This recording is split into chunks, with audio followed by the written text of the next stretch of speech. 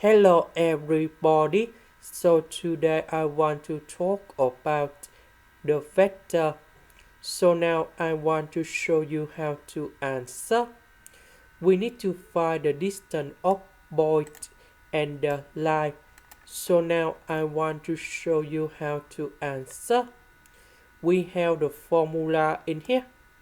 The distance between point 8 and the line, that should be about the absolute value of capital AS plus BY plus C over the square root of A square plus B square. So we have A that is about number 2, B that is about negative number 3, C that is about number 5.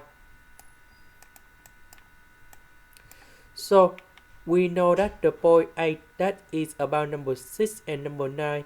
Number 6 go for X, number 9 go for Y.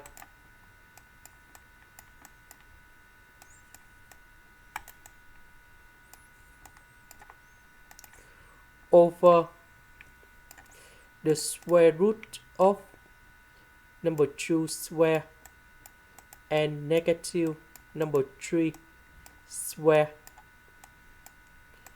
So we calculate this one and we have number 10 with the square root of 13 over 13. And this is the final answer. This is the end. Thank you for watching.